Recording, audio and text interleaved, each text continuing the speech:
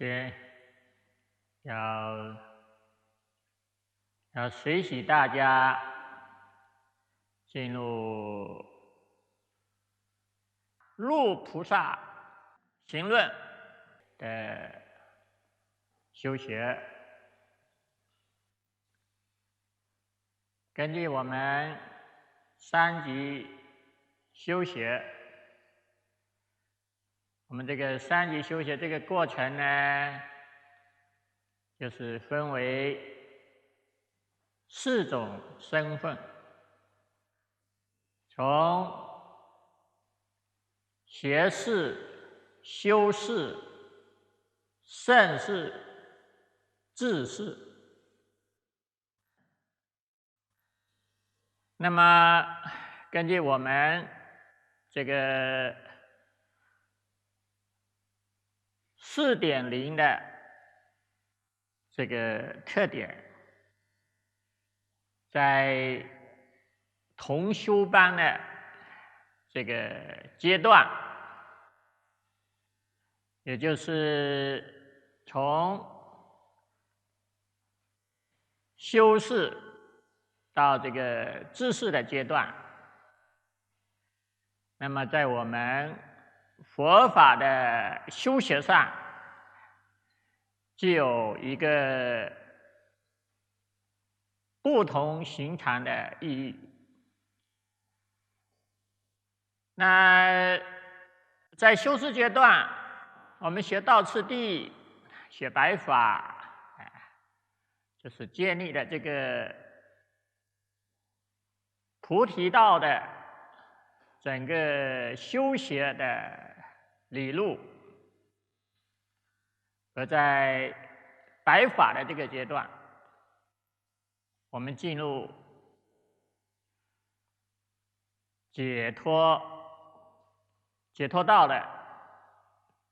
重点的修行。这个重点的修行呢，最重要就是以正念为中心，正念为正知正念为中心，通过白法，通过37道品的学习，帮助我们建立正念的修行。通过正念的修行，走向生命的觉醒之道。那么到了圣士这个阶段，圣士这个阶段呢，我们是把它作为一个菩萨道修行的一个重要的象征，重要的象征。虽然说我们在修士的过程中，我们学的道次第，这个道次第呢，也是以菩提心为核心，但是我们单纯的通过道次第的修学，我们要真正的发起菩提心，还是有难度的，而在佛法的经论中，入菩萨行论纯粹就是以菩提心为核心，告诫整个菩提道的修学的体系。从菩提心，认识菩提心的殊胜，菩提心如何升起，如何增长，如何提升。从世俗的菩提心如何进入圣意菩提心，一直到菩提心的圆满。所以入菩萨行论在大乘佛法的修行中，这个地位是非常的重要，因为大乘佛法的不共之处，也正在于菩提心。那我们过去呢，我们汉传佛教这个系统啊，我们是宣称是大乘佛法，我们大家呢都在写很多大乘经典，读诵很多大乘经典，但是呢，因为对这个菩提心的认识不足，所以虽然学的大乘经典，但是真正发起菩提心、真正具备大乘精神的人，并不是很多，并不是很多。所以呢，这也正是我在这个数十年来一直致力于菩提心教化弘扬的一个重要的原因。我们从2013年开始讲认识菩提心，讲菩提心修行，推广菩提心戒，一直到讲入菩萨行论，其实呢，都是在帮助大家如何能够正确的认识菩提心，如何的能够真正的升起菩提心。所以这个入菩萨行论的学习，在我们这个菩萨道的修行中是非常非常的重要。那我们大家也都受过菩提心戒，那菩提心也包含着愿菩提心、行菩提心、世俗菩提心到胜义菩提心。那么我们所有的这个大乘佛法的修学，我们都是要立足于这样的一个框架来思考、来实践。首先从愿菩提心的角度，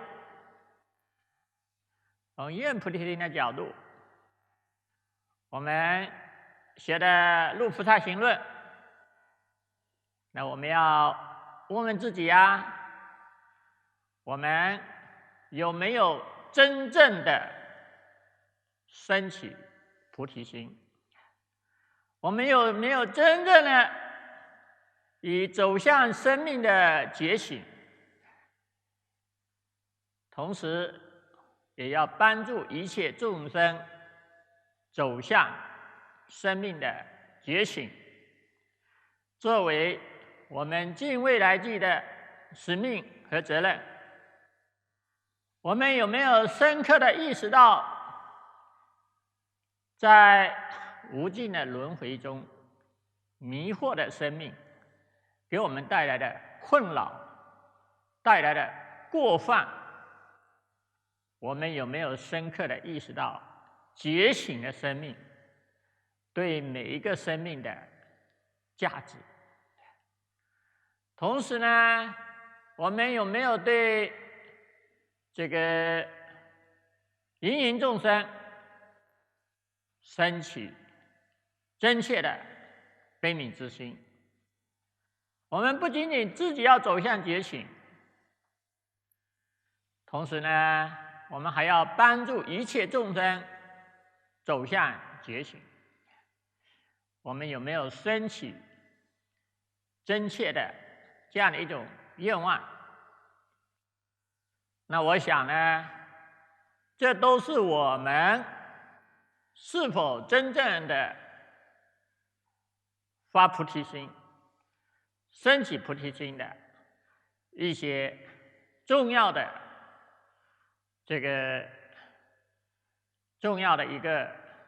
一个思考的关键。如果没有这样的认识，那我们的菩提心、发菩提心其实是不真切的。所以我们学的这个《入菩萨行论》，我们受了菩萨戒，我们还需要不断的要修菩提心，要不断的提醒自己。那么尤其这个过程中，在我们三级修学的课程系统里边，我们重视慈心的基础。那我们想想，在这个道次第里边讲到这个七支因果，这个七支因果里边是以知母念恩报恩，这是一个部分。然后第二个部分是慈心悲心，第三个部分就是发菩提心。所以这个七因果啊，其实有分为三个板块、三个部分。那么第一个部分是知母念恩报恩，是帮助我们建立对众生的连结，同时呢，在这个连结的基础上，能够对众生升起一种友好的、愿意去关爱众生、愿意去慈悲众生的一个非常重要的基础。这样的一个观修，如果没有通过这样的一个观修，我们可能对众生是无感的。所以我们需要去建立一种连结，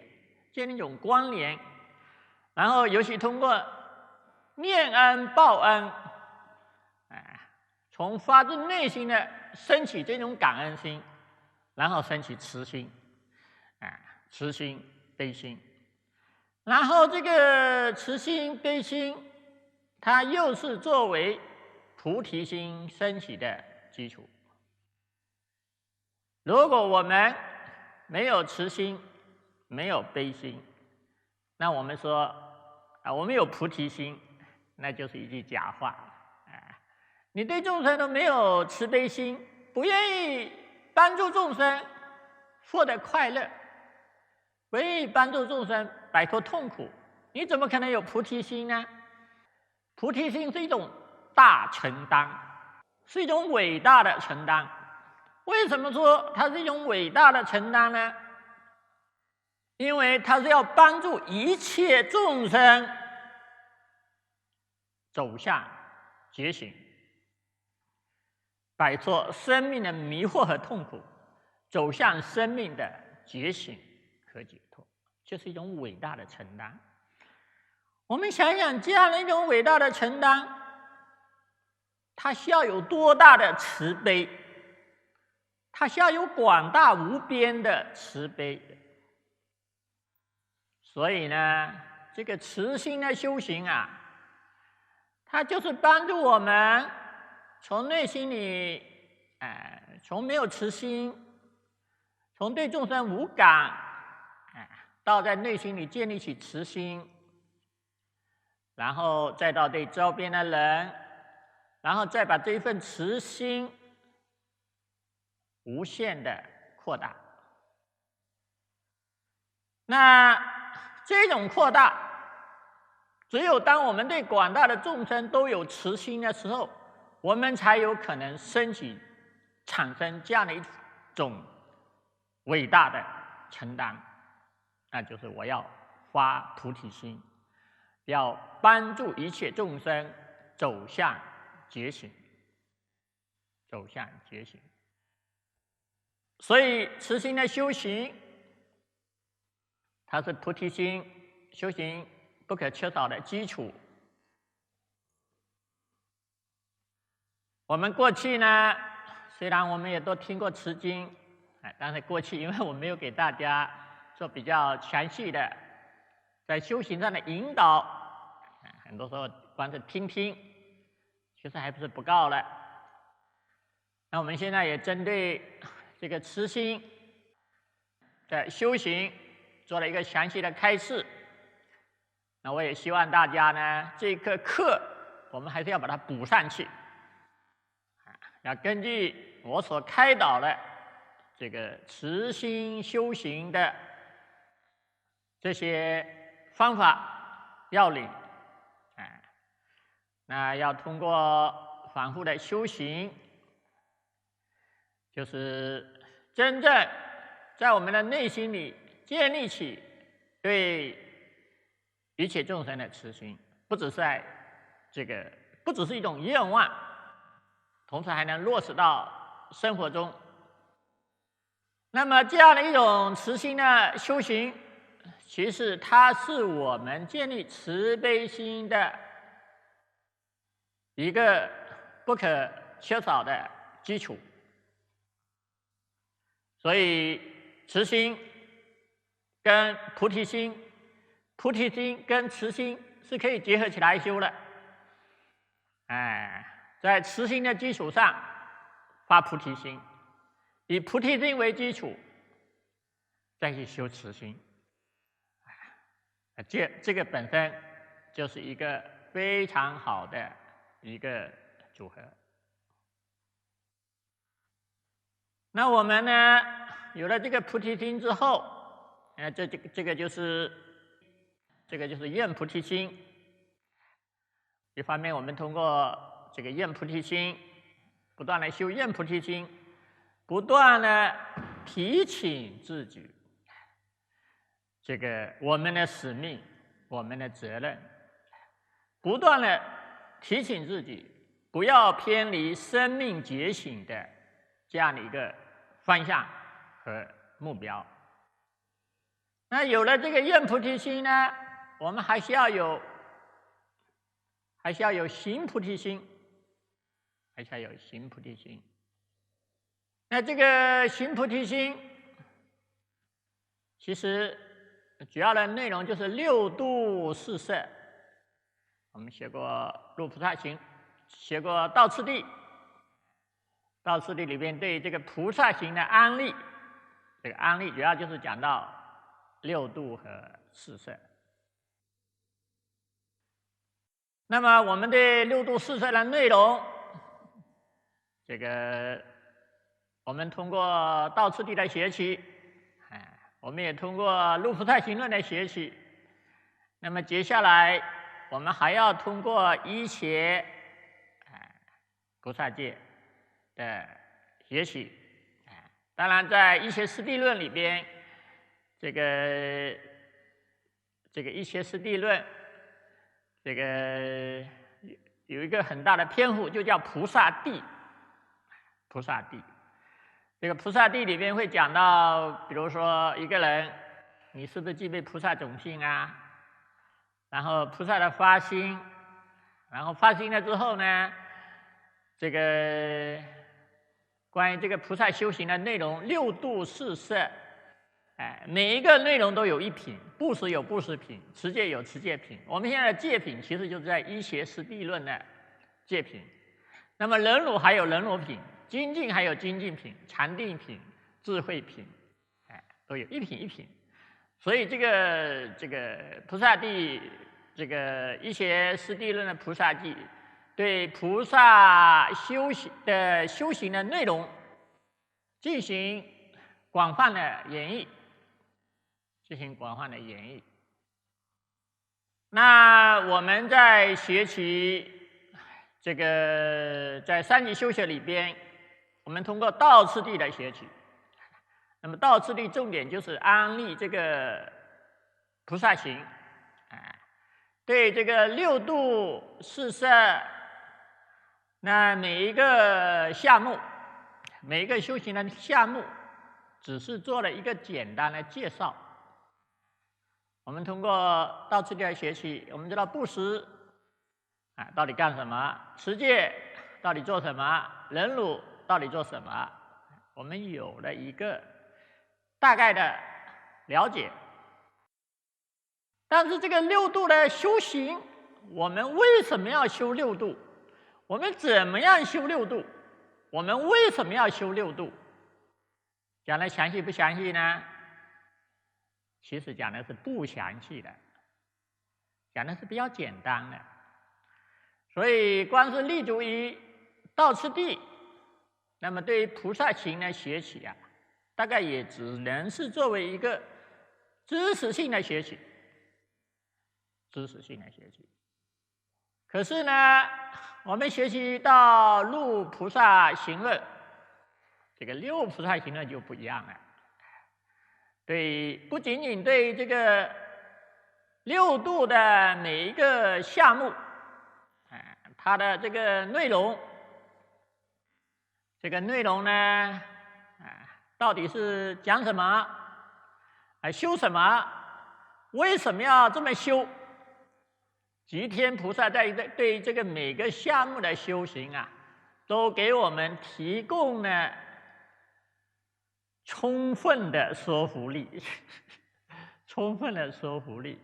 我们有没有觉得在学习入菩萨行论的过程中，你对于这个菩萨修行的每一个项目，你感觉不修简直不行的，不修简直是不行的，每个项目都讲的特别的详细，特别的有说服力，那么我讲了这个入菩萨行论的这些的修学，它是会让我们对菩萨修行的项目升起一种强烈的意乐，并且我们愿意去践行，甚至我们会觉得必须要去修，必须要按这个入菩萨行论，这些内容，我们必须要去修，我们会建立起这样的一种意乐。那这个是入菩萨行论的特点，是入菩萨行论的特点。当然，入菩萨行论本身是非常完整的，它不仅仅是这个讲到菩萨行，尤其呢还讲到智慧品，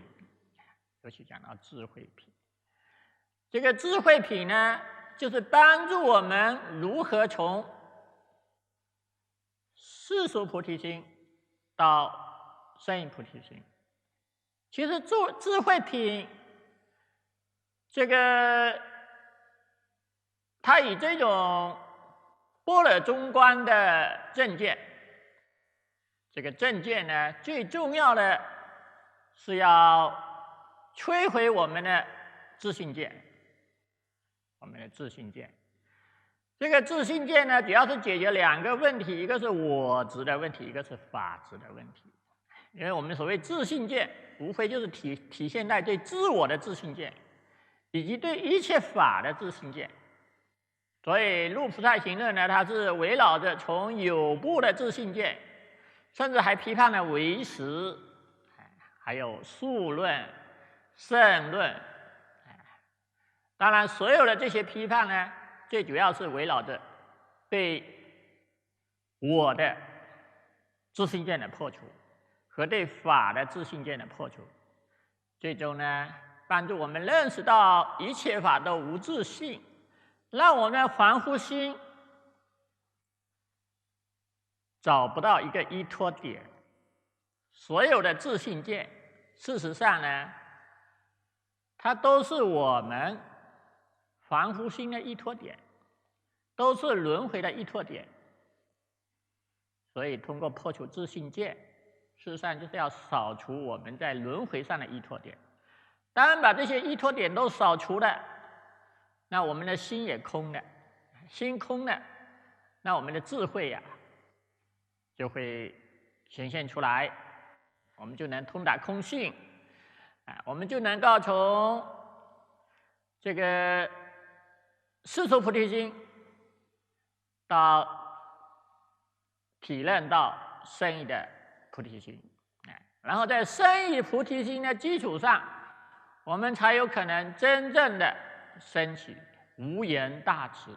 同体大悲。我们能够真正的体会到，我们跟六道的一切众生，从本质上来说是一体的，所以这是体会到生于菩提心，一方面才能破除我法二执，一方面呢才能够对众生真正的升起同体大悲之心。所以入菩萨行论的修行，本身在大乘菩萨道的修行中，它本身也是非常的完整，那么作为一切菩萨戒的学习，那么一切菩萨戒呢，这个我们怎么来认识一切菩萨戒呢？这个因为我们最近呢也在修改这个2个文稿，一个是这个入菩萨行论的文稿，一个是一切菩萨戒的文稿。那我给它起的名字是什么呢？这个入菩萨行论就是告诉我们，你也可以做菩萨。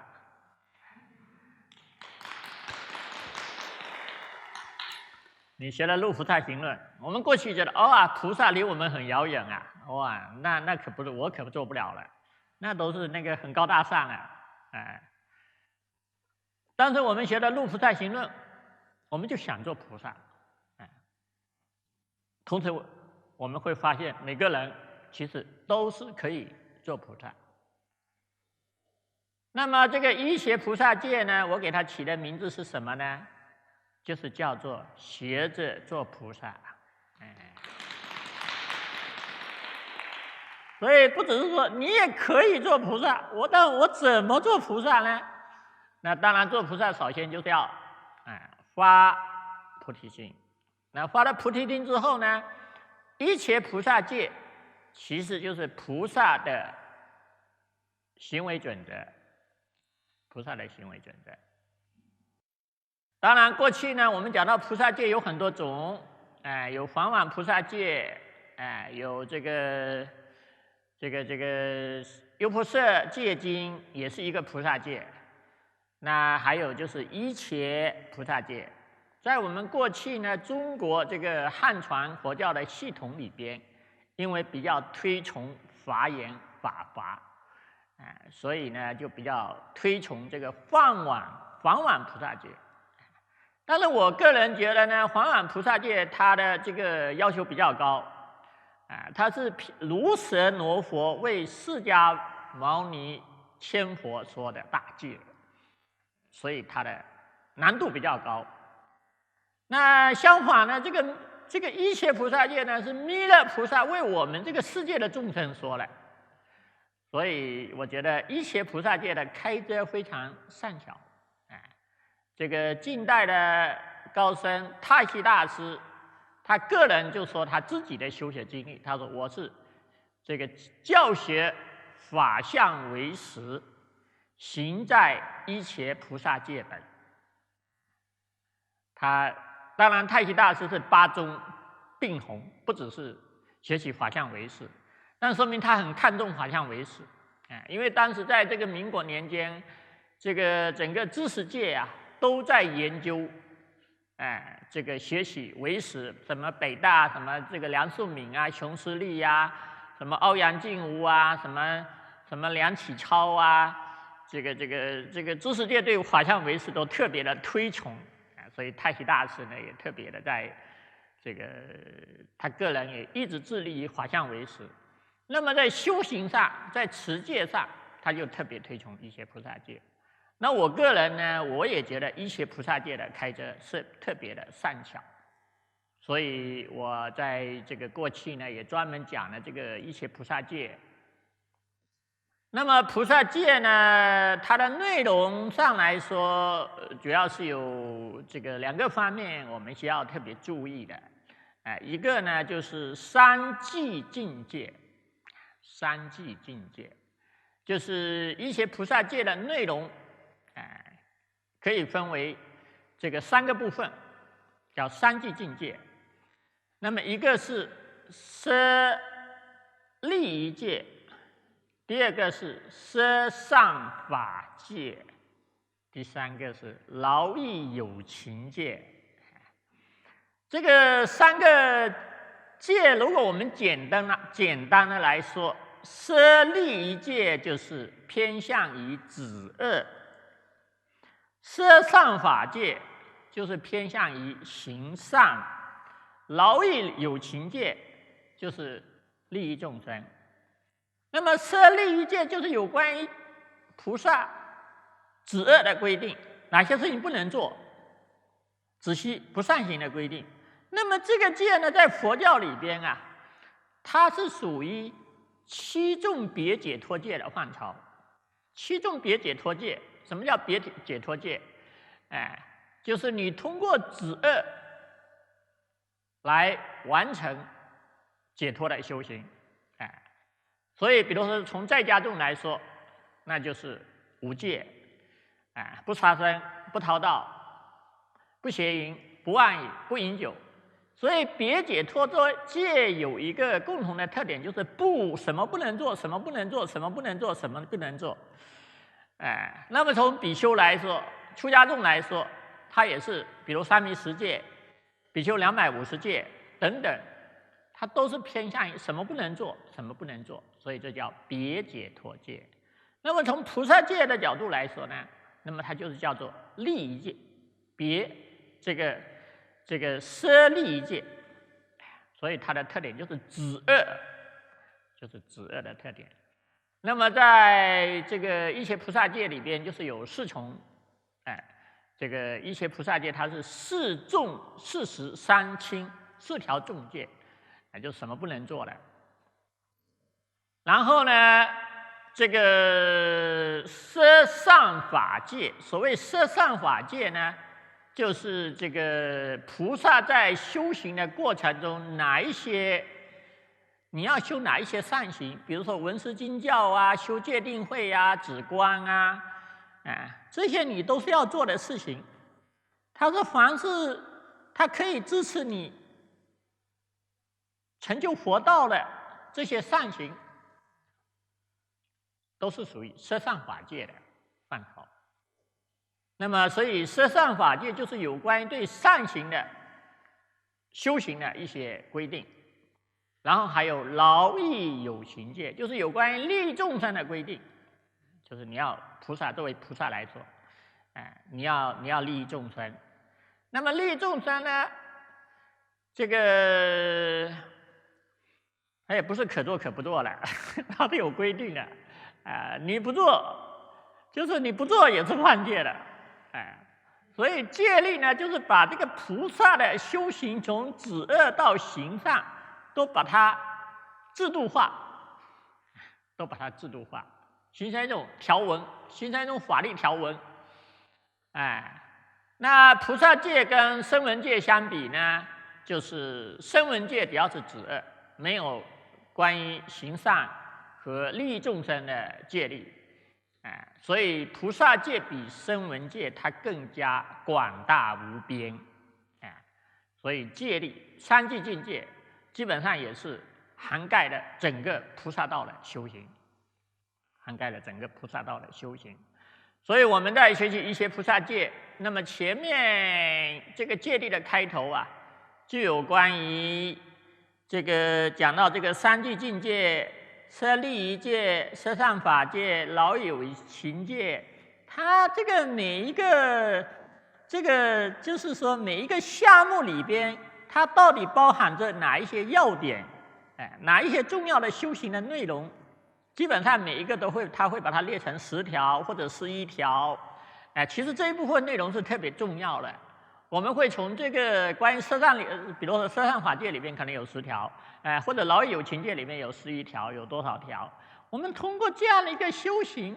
我们就能够了解到这个三际境界，因为三际境界就是菩萨行的精髓所在，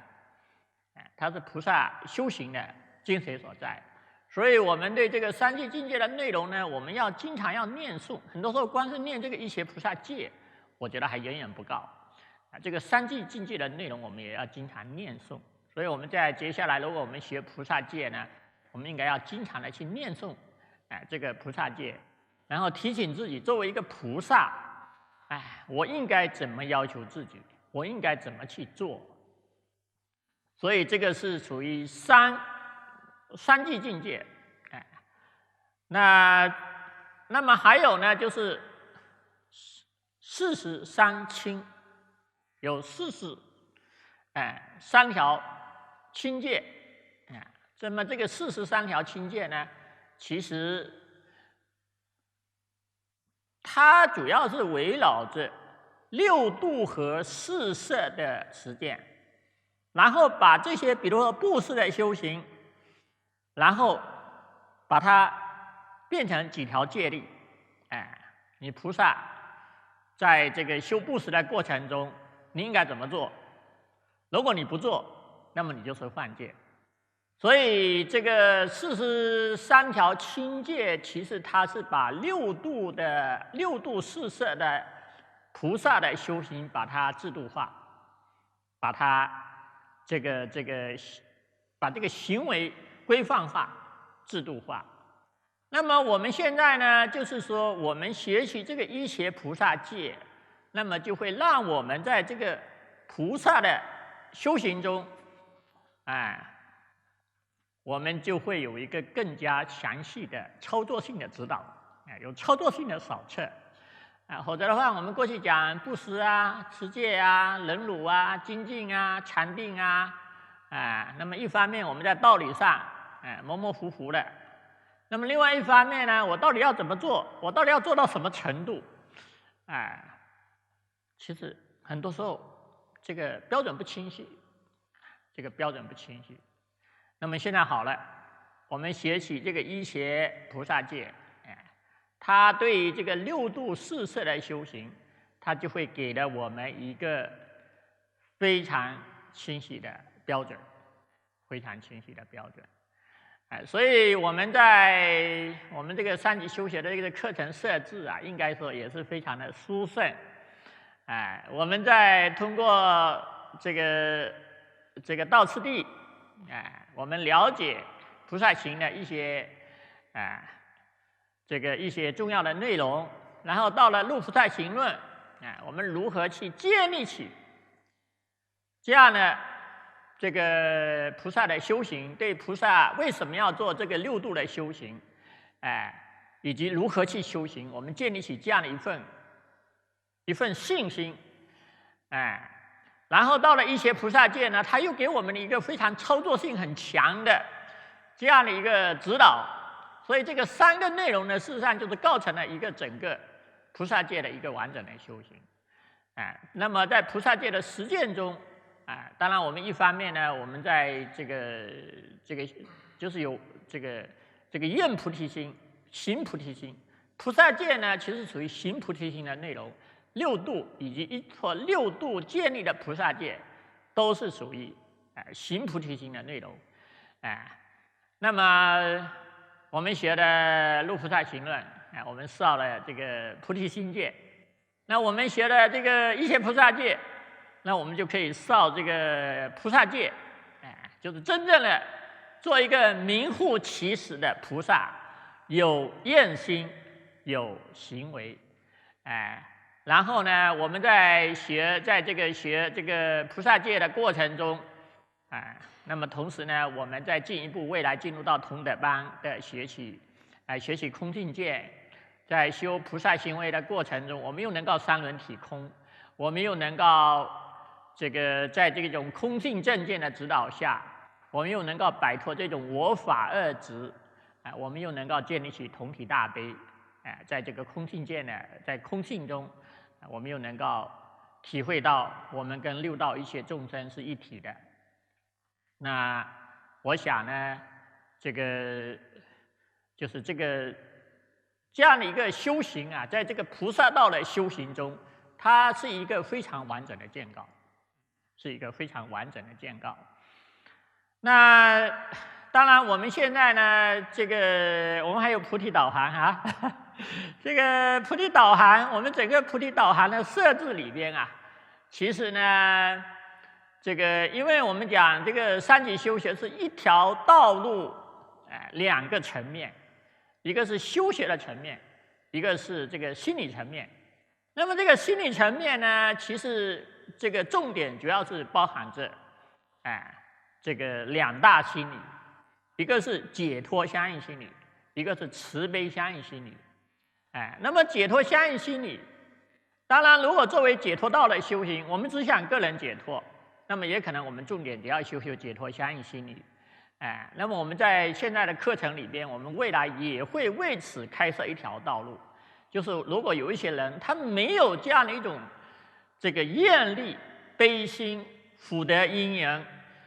他觉得我没有能力去做一个菩萨，我没有能力去承担起一切众生的救度的这样的一份使命和责任，他觉得我自己能把我自己搞定就不错了。他没这个悲这个愿力，没有这样的力量，你也不能强迫他。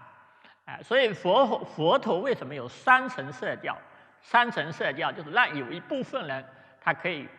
走个人解脱，但是呢，佛陀同时也告诉你，这是一个化成，它是不究竟的，所以最终还要叫什么？肥巧向大。那么作为菩萨道的修行来说，它不只是完成这个就是利他的修行、慈悲的修行、解脱，其实是3乘佛法的核心。所以我们在这个修饰的阶段，我们要立足于正念的修行。当然，我们现在呢已经开始重视落实从正念的修行到未来空性的修行，应该这一条道路已经非常的明确，非常的清晰。我想我们大家只要努力的去做，这样的一个修行啊，它会成为一个非常自然的过程。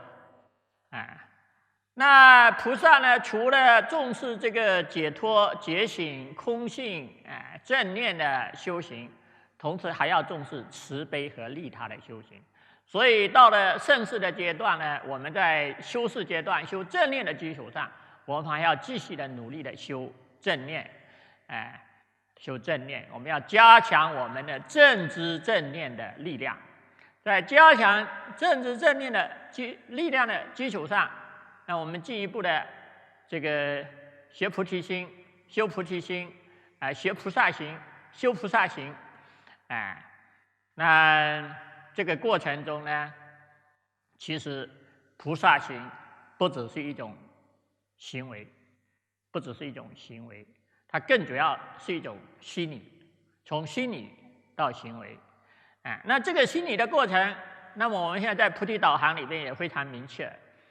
比如说从正念解脱相应的心理，它是如何完成这样的一个从正见到圣解、念定慧、无贪无嗔无痴、清安行舍这样的一个心理过程。然后我们进入到这个慈悲，我们进入到这个慈悲修行的建设。那我们如何从修慈心到发菩提心？然后修慈心的过程中，我们如何完成我们的包括我们现在所建立的初级的利他、中级的利他。初级的利他，从随喜、感恩、理解、同情、接纳、陪伴、关爱、理解、引导，然后到真正的升起悲愿，然后在悲愿的基础上，然后我们再修这个四摄，这个六度四摄，然后这样的一系列心理，然后再到高级的利他，再进入到平等、无我、无所得。那所以我们对于这个菩萨道的修行，以菩提心为基础，以慈心为基础，那我们不仅仅是会去重视这个六度的修行，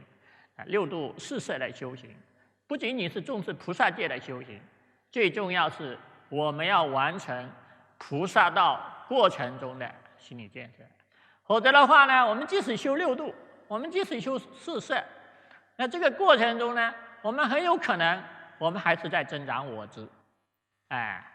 那我们还是这个心行上不去，最后修了半天还是修的是凡夫心，跟这个菩萨行是没有关系的。所以这个过程中呢，我们势必一定要结合这个菩提导航，通过菩提导航不断的提醒自己，不断的检讨自己的心行，却真正的能够让我们真正的让我们的心，一方面摆脱凡夫心，摆脱这些轮回的心理，同时在我们的内心真正的建立起解脱的相应心理和慈悲相应心理，确保我们能够真正的走在菩提道上。那我想呢，那我们在这个菩提道的修行上，那我们就会越来越有信心，那么真正的走在菩提道上，不仅仅是能够让自己走向觉醒，同时也能够真正的去利一切众生，帮助一切众生走向觉醒。所以我们今天呢，全面的给大家介绍一下这个菩萨道的修学情况。那么我想呢，我们大家要按照这样的一个思路来修学，那我想我们在菩提道的修行中，我们就会走得非常的顺利而有效。